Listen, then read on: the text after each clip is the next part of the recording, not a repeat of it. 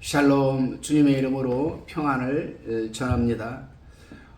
오늘서부터는 요한계시록 3장을 나누도록 하겠습니다.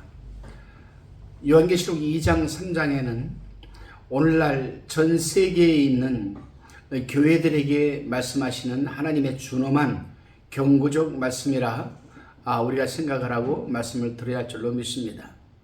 이 3장에는 소아시아 7교회 중에 시아데 교회, 빌라델비아 교회, 라오디아 교회가 소개되어 있으며, 이 라오디아 교회는 칭찬받는 것이 없고 빌라델비아 교회는 책망받는 것이 없으며 사데 교회는 칭찬과 책망을 받은 교회입니다.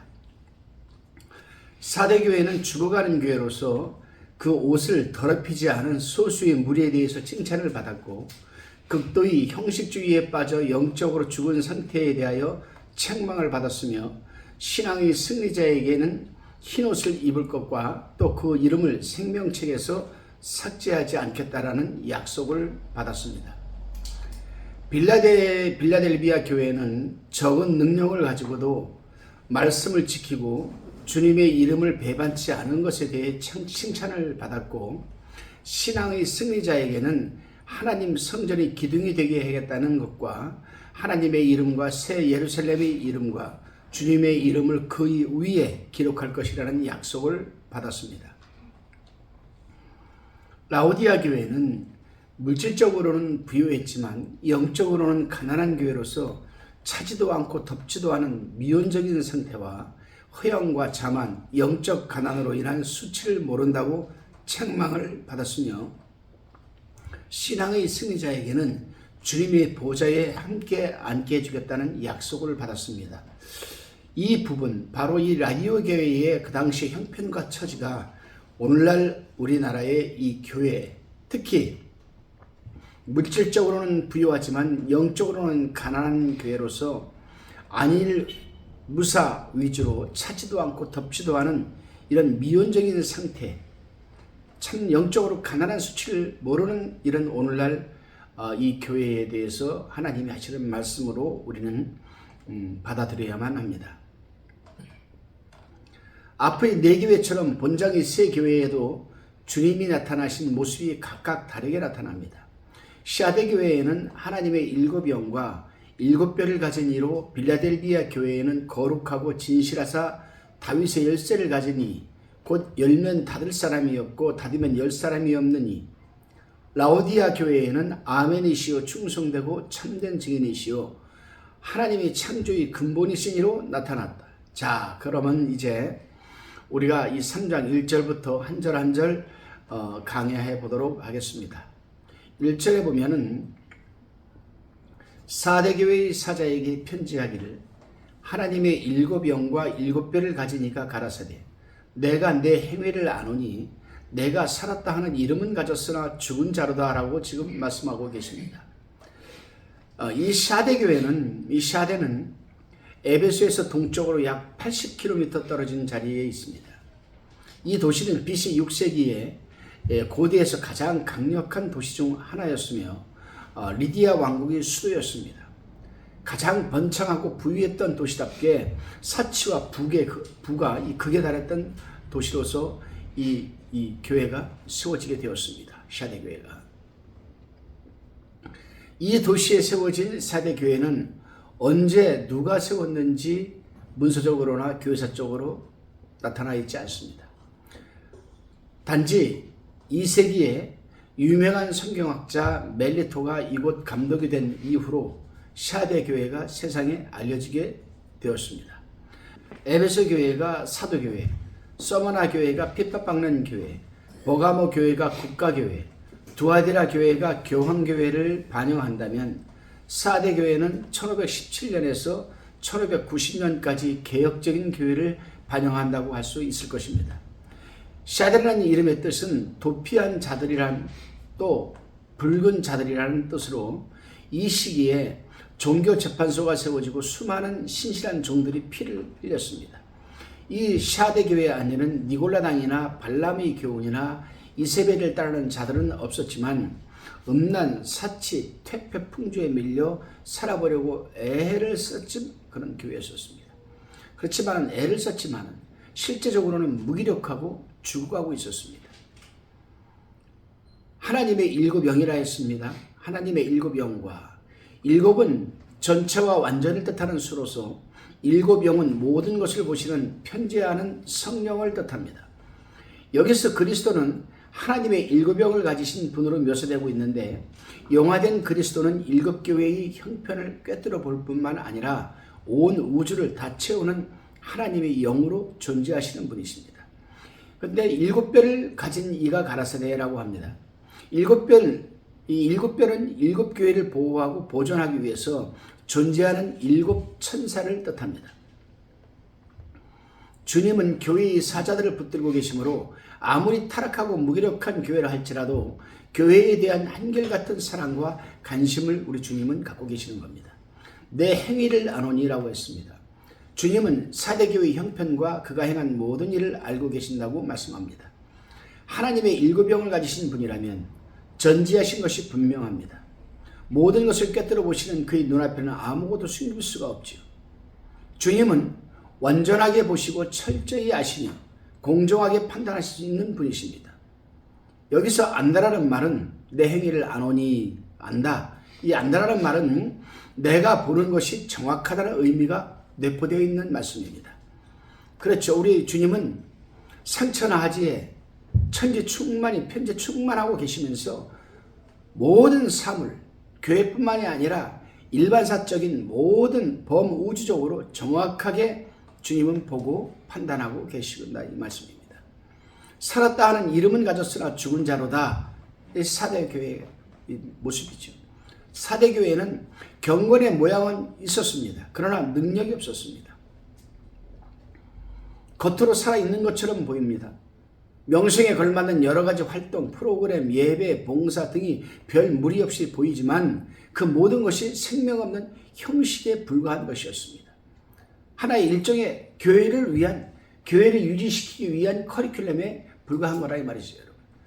그러다 보니 그들은 입으로는 주님을 가까이 하고 입술로는 그를 존경한다고 했지만 마음은 이미 생명에서 떠나 있는 그런 교회가 바로 시아대 교회예요. 오늘날 여러분 한국 교회가 아닌가 생각을 하게 됩니다. 그렇습니다. 1절 우리가 지금 보면서 이 시대의 중대형 교회들이 모습이 이런 모습이 아닌가 생각을 합니다. 이 1절의 말씀을 경고의 말씀으로 받아들여야 합니다. 2절에 너는 일깨워 그 남은 바 죽게 된 것을 굳게 하라. 내 하나님 앞에 내 행위 온전한 것을 찾지 못하였노니 라고 이렇게 말씀하십니다. 너는 일깨우다는 말은 항상 정신을 차리고 깨어 있으라는 뜻입니다. 여기서 영어로는 wake up이랍니다. wake up, 깨어나다, wake up, W-A-K-E-U-P, wake up, 깨어나다와 조심하다라는 뜻, 조심하다, be watchful이라고 그러죠. 그러니까 다시 말하면 wake up, be watchful, 깨어나고 조심해라. 병행해서 쓰인 말씀입니다. 너는 일깨워. 아무리 죽을 처지에 있어도 정신만 차리면 사는 길이 있기 때문에 아니겠습니까, 여러분? 그 남은 바 죽게 된 것을 굳게 하라고 했습니다. 이 말은 모두가 다 죽은 것이 아니고 그 남은 바 아직도 살아남아 있음을 뜻하는 거지요. 그러나 그들 역시 죽기 일보 직전에 지금 처해 있는 상황을 지금 말하는 겁니다.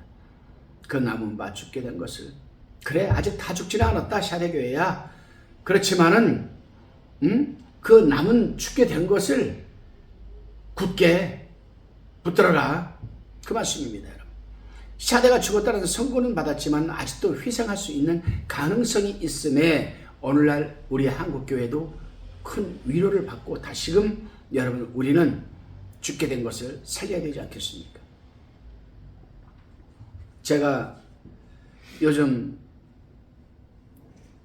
이렇게 다니다 보면은 많은 목사님들이 저한테 그런 말을 해요. 목사님 이제는 은퇴 후에 노후를 생각해야 하지 않겠습니까?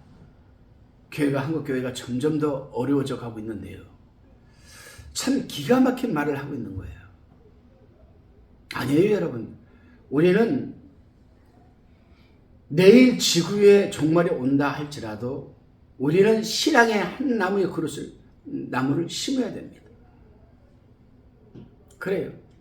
그들은 죽음 직전에 있었지만 아직도 그 남은 것을 강하게 할 필요가 있었습니다. 아무리 가사 상태의 교회라 할지라도 여러분, 신앙 양심의 한 구석에는 가책이 있는 겁니다. 이렇게 하면 안 되는데 하는 자각이 있다면 그 잘못된 것을 과감하게 끌어버리고, 고칠 것은 고치고 버릴 것은 버리고 회복시킬 것은 회복시키는, 그것이 바로 그 남은 바 죽게 된 것을 굳게 해야 하는 것이 아닌가 생각을 합니다. 우리 주님께서 그랬습니다. 내 행위 온전한 것을 찾지 못하였노니. 그들의 행위가 하나님 앞에 온전하지 못했다는 것은 외형적인 신앙 고백에만 의존했다는 겁니다. 겉으로는 그럴듯하지만 알맹이가 없는 교회이죠. 속을 채우지 못하는 허구의 모습이라 할 수 있습니다. 예수님께서 복음서에서 바리새인과 사두개인들을 꾸짖는 것처럼 여러분, 평토장한 무덤 속에 썩은 시체가 들어있는 것과 똑같은 겁니다. 여러분, 오늘날도 많은 그리스도인들이 상투적이고 습관적이고 기계적이고 통속적으로만 신앙생활을 하는 사람들이 얼마나 많은지 모릅니다. 우리가 살아가는 삶 속에서 기도의 여러분, 이 내용은 1년 전이나 1년 후나 똑같아야 됩니까? 달려야 되겠습니까? 우리가 살아가는 삶이 매일매일 여러분 10분 초마다 환경과 형편이 다르다면 그 기도하는 패턴, 기도하는 내용, 그 모든 기도하는 이 간절함, 모든 것이 거기에 맞춰져야 되지 않겠습니까? 이거는 10년 전에 방언하는 기도가 오늘날 보면 10년 후나 그 방언 기도가 똑같아요. 이건 뭘 의미하는 겁니까? 패턴도 똑같아요. 이거는 마찬가지입니다.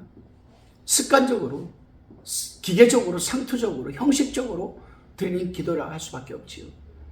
찬양을 해도 감동이 없습니다. 성령의 기름 부음이 없어요. 아멘도 습관적으로 나옵니다. 그래요, 여러분. 속이 비고 내적으로 채워지지 않은 이 공허의 깊이는 외적인 행위로 절대로 여러분 바뀔 수가 없는 겁니다. 기도나 예배, 찬양, 구제, 이 봉사가 진실함과 거룩한 여러분으로 열망으로 채워지지 않았다라는 증거죠. 즉 경건의 모양은 있지만 경건의 능력은 상실한 교회, 바로 이 교회가 바로 그런 교회 아니겠느냐 이 말입니다. 생명이 없는 형식주의는 하나님 앞에 그 어떤 행위도 인정을 받지 못합니다. 여기서 온전한 것이란 속을 채우는 것을 말합니다. 죽은 교회와 살아있는 교회의 이 차이는 성령이 역사하느냐 않느냐 그 차이점입니다. 여러분, 한번 보십시오. 여러분, 어떤 목사는 밤 12시까지 말씀 연구하고 기도하고 그렇게 속을 채워서 나가요. 속을 채워서. 어떤 목사는 그저 일주일 내내 평안하고 안일했다가 설교 말씀 한 150편, 200편 만들어가지고 그거 가지고 한 3년마다 한 번씩 울겨먹는 거예요. 어떤 사람이 속이 차는 사람이 차 있는 사람입니까? 어떤 사람이 속이 비어있는 여러분 사람입니까? 전자는 주의 종입니다. 후자는 사꾼이라 할 수 있는 거죠. 여러분, 형식주의가 이래서 여러분 굉장히 무서운 겁니다. 형식주의라는 이 컨셉 속에는 여러분, 형식주의라는 이 컨셉 속에는 생명이 없는 장르들만 나오게 돼 있어요. 여러분, 그러나 온전한 것, 진실주의, 성령의 감동과 이 인도함주의 속에는 여러분 생명이 있는 장르들만 나오게 되어 있습니다.